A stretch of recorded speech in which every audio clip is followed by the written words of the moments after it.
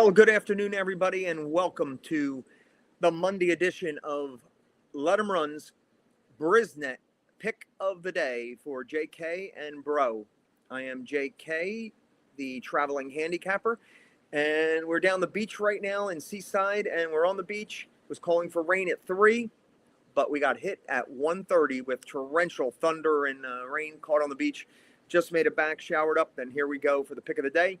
Be stuck in the house here all day, and we will be watching Horseshoe Indianapolis and Gulfstream today. Two fun tracks to follow this afternoon. Before we get started, I want to thank our sponsors.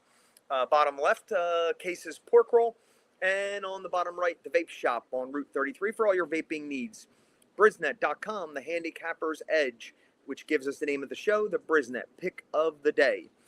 Today, limited amount of cards after a great fun weekend in Saratoga. Fred and our pal Jimmy Mayer and significant others enjoyed themselves up there and had a good time. And yesterday we did see a nice performance in the honorable miss by Maida. Brittany Russell sends from Laurel, and her husband Sheldon rode masterful race.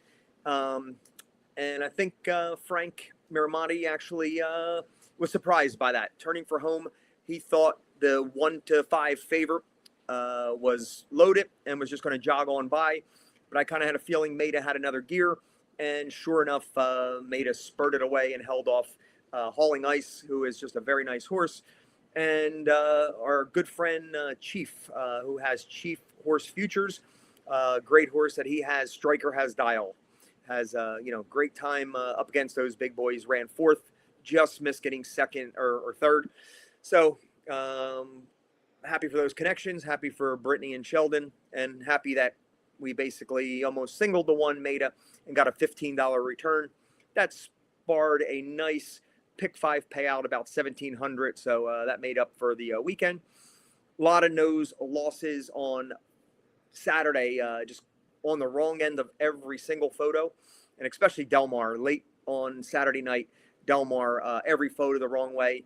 And then I was live to the 3-horse single in the pick 5 and turf pick 3s. Was paying about $7,000, and I had about $1,600 in pick 3s, and 3 somehow miraculously won the photo, but of course DQ'd. And looking at X all over social media, really questionable call to DQ the 3. I didn't even think it was possible, but then when they announced it, I was kind of shocked. So just the story of my weekend, how it went. But let's get to the pick of the day now. We have both going Horseshoe Indianapolis today. The BriNet pick of the day for JK. Race number 6, number 9, Night Watcher. 15-1 on the morning line. Nowhere near that price we're going to get on that horse.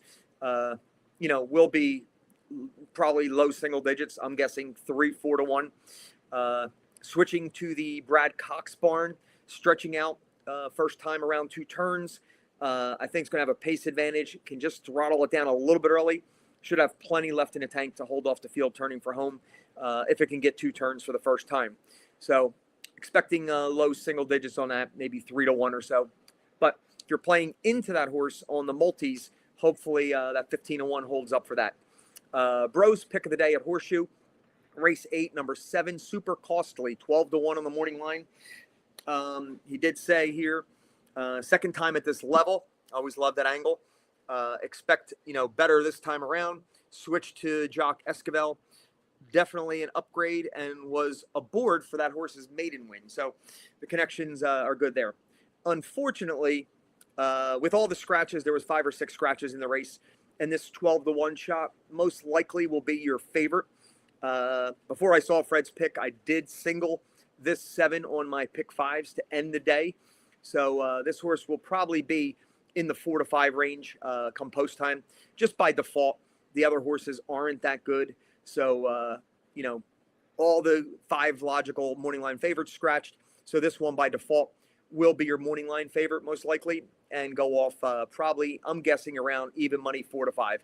So I did single it. Pretty strong play there against the field that he's lined up for. So Horseshoe morning lines, if we could get anywhere near that, which we won't, either one of our picks.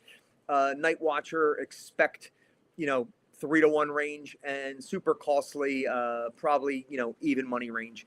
But if you could string the 6 and the 8 together, let's see, in the 7th race, 4-6 is all I could use. So maybe a pick three, $10 pick threes, starting in race 6.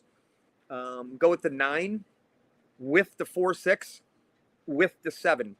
So that would be a combo ticket that we would have, pick 3, 9 with 4-6 with 7. Hopefully get maybe 10-1 on that pick 3. And I'm saying like maybe a $10 pick 3 get you back about $100.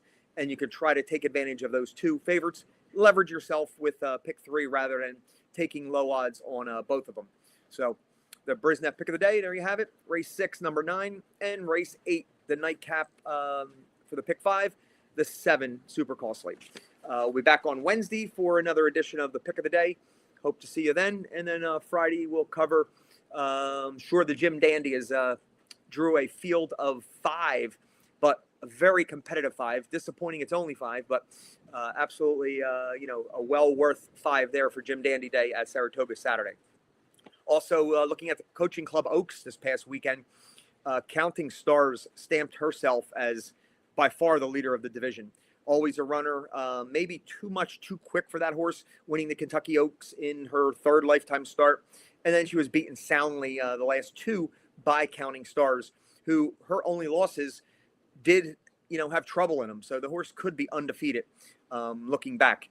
And we will see, there's talk that, they're all like prodding, maybe challenge the boys. I think this is not a good crop of 3-year-old males in the Travers. It could definitely be, consideration, Counting Stars, and maybe even Always a Runner.